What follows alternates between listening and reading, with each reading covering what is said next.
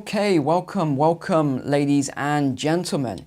In just the last 48 hours, we have seen just the craziest things going on across Europe and also the UK. I just found out some new information today, which I want to share with you regarding some of those blackouts and what happened to the UK, or what almost happened to the UK at the same time. See, we didn't hear about this at the time. But I want to focus first on the main story. I mean, I say the main story, these are all main stories today. There's so much going on. But I wanted to begin with, in fact, this was the first thing I opened up earlier. Stores left with empty shelves after a cyber attack. Well, I actually drove to M&S today and I went into the store to see if it was completely empty. I had everything ready to film, and it basically wasn't. Yeah, there was some empty shelves here and there, but it wasn't, the way the BBC were going on, like all the shelves are empty in the supermarket. So let me bring you up to speed on this, because we had what they're saying was not a cyber attack on Monday. It was on Monday, with all these blackouts, which it's still ongoing in some parts. Some people haven't got their power back. And then just the very next day, we find out there's this massive hack. And the more I've been looking into these cyber attacks and hacks, the more worrying it is becoming.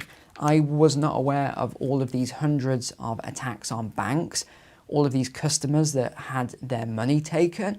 And that's why I'm going to actually tell you about a service that I used today. I'm going to tell you about that shortly, because it was quite interesting reading the comments from Monday. People were saying, tell me more about things you use. So I'll tell you about another one today. I just wanted to wait to make sure they'd sponsor the video, and they have. So I'll tell you about that shortly. But let's get on to this main thing then. So it's got my notes on, of course, all scribbled on there. But this was the main one then. Co-op and M&S, two major stores, you could say, in the United Kingdom. M&S has over 1,000 stores in the UK, 74,000 employees. They serve 30 million customers a year. Co-op even bigger, 2,500 stores in the UK, 54,000 employees. That's interesting. So they've got more than double the stores, but what's that, 40% less employees. Interesting, probably using more tech. They also serve millions of people a year. So this is a massive thing. It's ongoing with the police is looking into it now. These servers have been down for a long time. They didn't announce it at first, but this is the second week now of a massive cyber attack that's costing the M&S millions of pounds in lost sales. Morrison's, another big supermarket, was impacted in December 2024. And there was Barclays Bank, Lloyds Bank. These were hit by outages in 2025. This was probably the article that went into the most depth on this. This was really, they're talking about panic running on food, products run short, there's no food left, all this sort of stuff. I don't think it's quite like that. I did all the, X research, as it were. I don't think that's the case at all, but there was definitely some runs on food and products, yes. And it reminds me of, do you remember that movie we talked about called Leave the World Behind? I grabbed a quick summary of that today, because what actually happened in that movie was there was a three-step approach, right? Step one was disruption of communications. That was crippling the nation's communication infrastructure. What did we see in Spain and France and Portugal? That was it. The power went out. It took down internet, satellite, power grids. Okay, step two of it then was misinformation. So it was all about creating fear, distrust, and then step three was internal collapse. This was the final stage. They wanted to trigger chaos, societal breakdown, runs on the food, the water supply is not working because there's no electricity. It turned citizens against each other because there was no more leadership. The leadership ran away. Isn't that weird, what we are seeing, these sort of patterns at the moment? Drop a comment below. But I wanted to show you, I'm going to show you real quick now actually, this service that I've been using for, hold on, let me show you my dashboard just so you can see this is all legit. So this is one service that I use. I've been using it since November of 2023. You can see here April 2025. I'll refresh it. You can see this is my dashboard. And what this is a data protection service, because you would not believe the amount of people that get data or hacked or all sorts of things every single day. So what they've done, they've saved me 109 hours. I want to show you the activity log on this because I highly recommend that you try this. Let's just look at the detailed view on the activity. Oh, look at this, typical. It's buffering here. That is absolutely typical that it's doing this right now. Here we go. Okay, so here it is. So what they do, they remove all of your data. I did not know how people were contacting me and how I was getting frauded and all this other stuff. This was an example of a bad one that they've just removed from me on November 23rd. Okay, this was November 23rd. So what were they selling? They were selling my data, my identity.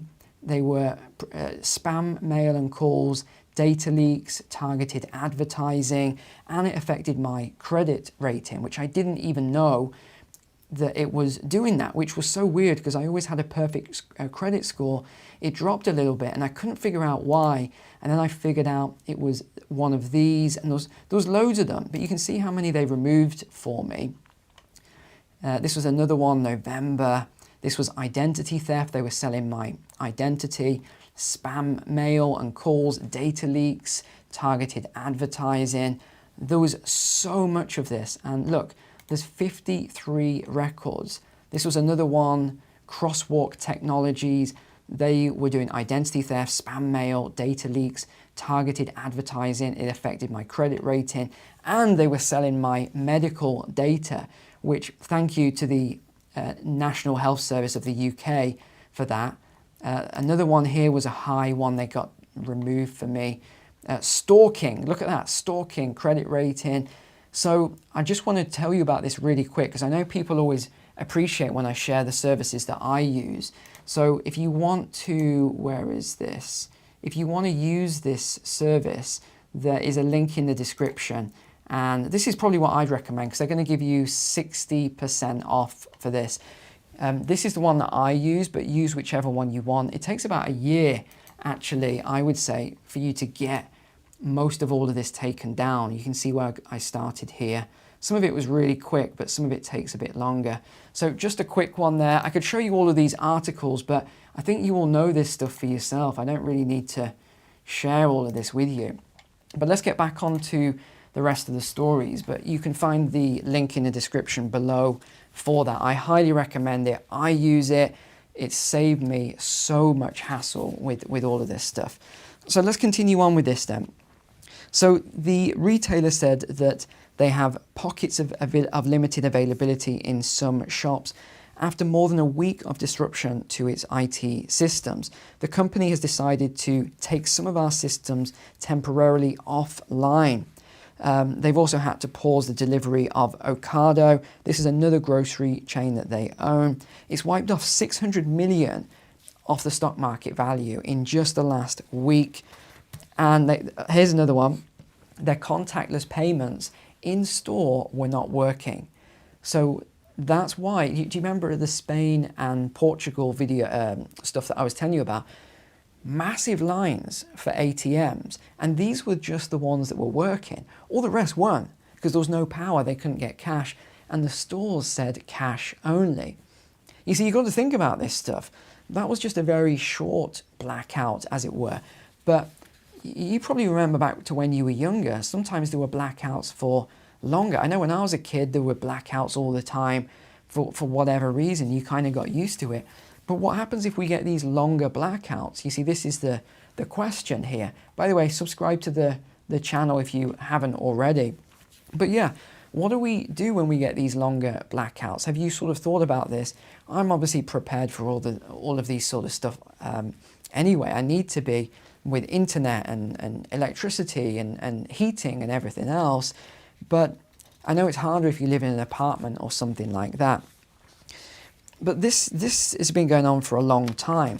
The more I dug into it, the more I uncovered, which was quite shocking, how many banks customers had been their identity stolen, they'd been hacked. I actually haven't had anything like that since about a year and a few months. So honestly, I do recommend that service.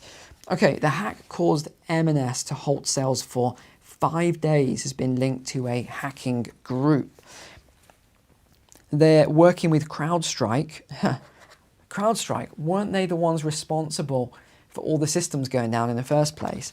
And Microsoft, yeah, I'm pretty sure they were, which is funny. And GCHQ, National Security Center, is working to get this back online. But they're struggling. So what has now come out today?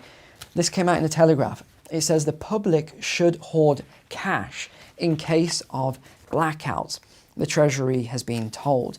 And also in Europe, I should have printed these off, but in Europe today, there are these newspaper, there's stories, as it were, about how you need to, we told you so.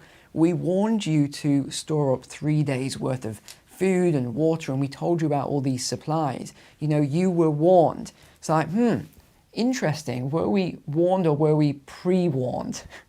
Drop a comment below. I want to hear your thoughts on this. So yeah, there was, and some of the ATMs as well. I made a note of some of the things people were posting on social media. People said they were waiting up to 1.5 hours. The lines went round the block just so that people could get cash, so that they could then queue for hours in a supermarket that had been, some of them were just absolutely empty. And I know some people left a comment saying, yeah, I'm in Spain or I'm in Portugal and the power only went off for a little while and there was no problem with the stores. Yeah, that was some stores. You've got to remember that it's never equal. Some places you'll just have mass hysteria and panic and the stores get absolutely looted. In others, it's a different environment. You're not going to have that same rush. People are better prepared, etc., etc.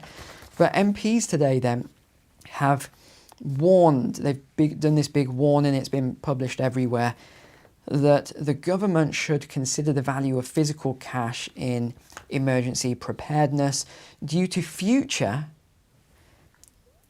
mass outages like cyber attacks or on the payment systems.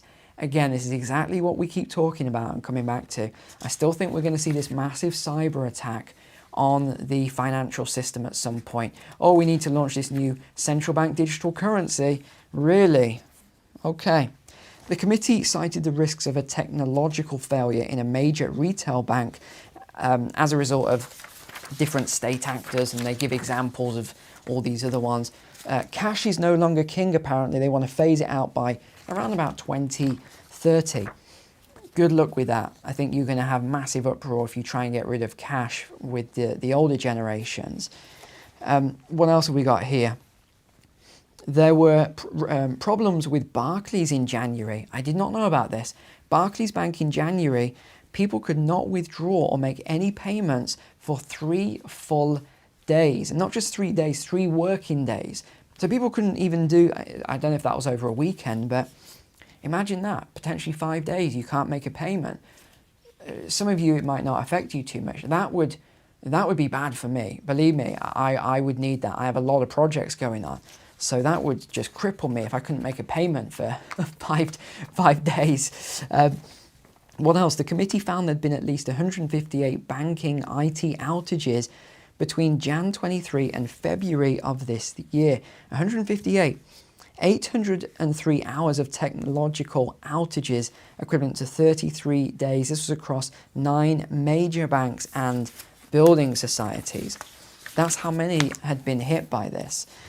Now, this is what I thought was quite interesting. This was Britain being hit by an unusual activity, power activity, hours before the Spain blackout. I loved this expert that they interviewed here, where I've got to tell you about this expert, because he said exactly what we were all thinking. And I think he's right.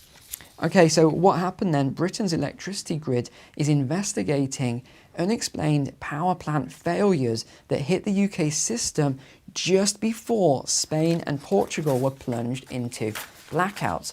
The reports say it's a coincidence and it's not related. Really? I mean, come on. This reminds me of V for Vendetta. Did you see that? Obviously, I watch a lot of movies here. I don't really. But do you remember when he blew up that building and then the government went, oh yeah, it was nothing. We demolished it in the middle of the night. We demolished it. And everyone's like, okay. And eventually, as they go through the movie, people are like, no, the government's talking nonsense. I think we're sort of getting to that stage at the minute with a lot of this stuff. Absolutely unrelated. First one in 4 years, but no correlation. It just happened at the same time. Okay, I believe it. A spokesman did not provide further details, said there was absolutely no suggestion the power failures were linked to each other or the massive system failures that occurred on Monday. Absolutely no link whatsoever. Meanwhile, Jordi Sevilla, listen to this, the former president of Spain's national grid operator, Red Electrica, said on Tuesday that the loss of power was indirectly caused by Spain's heavily reliance on solar and wind farms. Okay, well, they said that was absolutely not the case. Well, why is that? Well, he said the rising dependence on renewables that did not generate inertia, which helped to stabilize the frequency of electrical systems, created obvious problems that had been ignored deliberately by politicians. I mean, it's so obvious now, once you start to listen to some of the reports, that this is what, I mean, they're hiding this fact. They're hiding it just like they're hiding all the other stuff with renewables. The unexpected power issues in Britain on Sunday were a much smaller magnitude, but have still spooked officials. Market transparency data show Kedby 2 was scheduled to come online on Sunday morning. I don't know if this is the... Drop in the comments, please. Is Kedby 2 the renewable line? So this is supposed to have come online, but it tripped out at 2 a.m. But they said, look at the Viking interconnector. Oh no, sorry. The Viking interconnector was supposed to provide power to the grid, but it also suffered a sudden fault just after this. So it was like two of them failed. And it says, according to Lexicon, the cable was providing 236 megawatts at 2 a.m. and then it suddenly fell to 0 and remained at that level until 11 a.m. Where was this in the media or the news that Britain would have lost power if it wasn't for this? What's this? This is imports of electricity from other countries. There's no exports. We are importing almost all of this because of that stupid thing that I covered, that they blew up the power plants, the coal, what else did they get rid of? The nuclear, all for net zero. Absolute morons. Now they put us in a really bad situation where we've got no sort of backup power. It's ridiculous, absolutely insane. Another one. Do you remember the fire that they never found the cause of that at Heathrow, which cancelled all the flights? Well, there's been another one. This happened today. Fire erupts at another substation. This is, again, close to Heathrow Airport. What a coincidence. Another one close to Heathrow Airport. The cause of the fire is also unknown. Why are they always unknown? Well, I looked into some of the reports that they did, because there were several reports. They all said it was unknown, right? But there's one report that says the fault was caused by a high voltage transformer, leading to the explosion of 25,000 litres of oil. Hold on. Hold on. Why was there 25,000 litres of oil next to the transformer? Can someone explain that? That makes absolutely no sense to me. Why on earth was there 25,000 litres of oil? I have no idea. Remember, subscribe to the channel if you're not already, and get that offer. Check the link below in the description or the pinned comment. Grab that deal, protect yourself and your data. Apart from that, thank you so much for being subscribers here. I might not be posting much over the next week. I'm going to take a few days off, a bit of R&R, relaxation. I think I've earned it. I need a break from all this for a few days.